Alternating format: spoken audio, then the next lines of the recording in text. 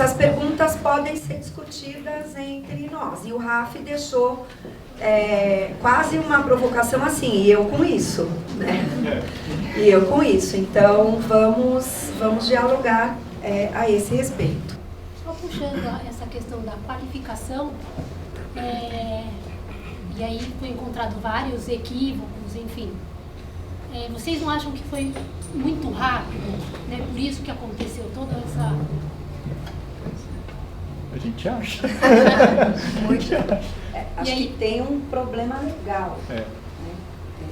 Porque, na verdade, assim, é preciso ficar claro que a base já está prevista na Constituição, na LDB. O PSDB, na época do governo dele, fez parâmetros, mas por uma série de razões não fez base, e o PT deixou passar. Só não passou pela outra gestão da Dilma, porque entrou no PNE e ganhou finalmente a exigência de cumpra-se, digamos assim, né? Só que quando o plano foi discutido e o cronograma foi feito, havia uma expectativa de um prazo de aprovação do PNE. Esse prazo demorou muito para ser cumprido. O PNE saiu com atraso. Eles só esqueceram de mudar as datas de produção dos documentos, inclusive da base. Kátia, até conversei com ele na hora do café. A minha preocupação enquanto orientadora pedagógica, trabalho Fundamental 2, é de que forma estimular a participação dos professores nesse processo.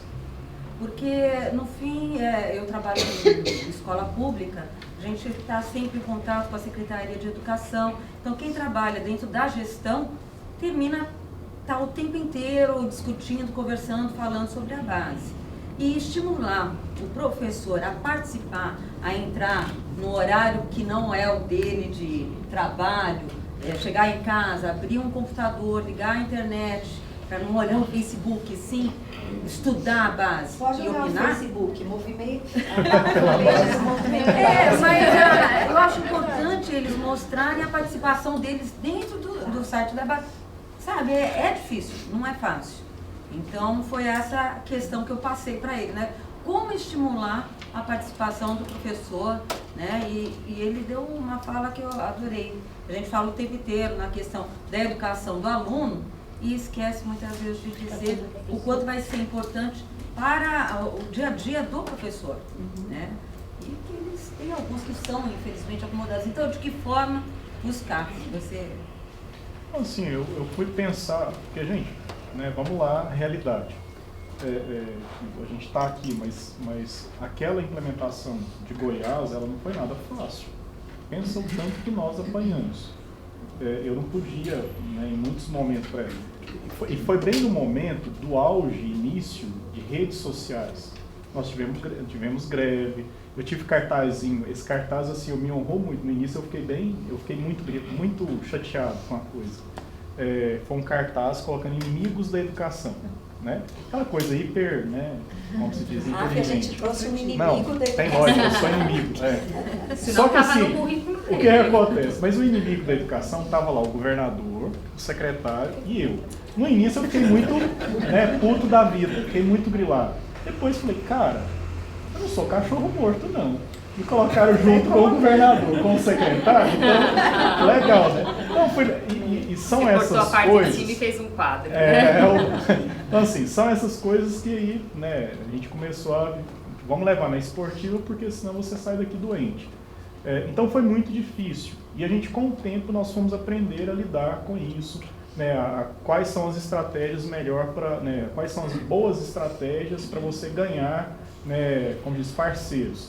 Como foi assim, como foi esse movimento de selecionar, de definir quem participa, quem não participa? Por quê? Por que eu estou fazendo essa pergunta? Quem é que comandou, que direcionou e organizou essa participação? Porque agora saiu a nova versão. Essa nova versão, do que eu li de reportagem, avançou em algumas coisas, né? E tem outras ainda equivocadas para serem esclarecidas. Essa reformulação vai chamar a participação, de novo, uma participação oficial da rede mesmo, dos professores, das escolas, tanto públicas quanto privadas, quem vai fazer isso? Se não é do MEC, porque você falou, o documento, a base não é do MEC. Então, quem é que vai fazer isso? São as secretarias, etc, etc. Isso vai ser algo assim que vai posicionar, vai ter uma forma oficial de fazer chegar, por exemplo, ao grupo. Tem um grupo que coordena, o grupo que vai trabalhar com esse material colhido, etc. É o mesmo grupo do primeiro documento, teve uma modificação nesse grupo, vai ter. Acho que isso... Posso adicionar duas questões que estão relacionadas? Uma em relação a esse grupo de 161 pessoas, né? Uhum. 116. Troquei devagarinho. Não. Muita gente. Quais os critérios, assim? Qual é a representatividade dessas pessoas? Porque acho que uma das questões que apareceram lá como uma das críticas é a transparência em relação a como foram esses grupos montados, quem participou da primeira, enfim. E junto com isso, quais são os critérios também agora nessa segunda fase, para quem vai participar do seminário? Daquelas contribuições, quais são os critérios que são para, essa a gente aceita, essa não? Eu queria entender um pouco esse processo. Foram várias aqui, né? Vamos lá. Várias pessoas. Você me ajuda. Tá. Um pouco aqui, o processo inicial. Certo. O que acontece? Foram 116, né, pessoas que foram escolhidas para escrever a primeira versão.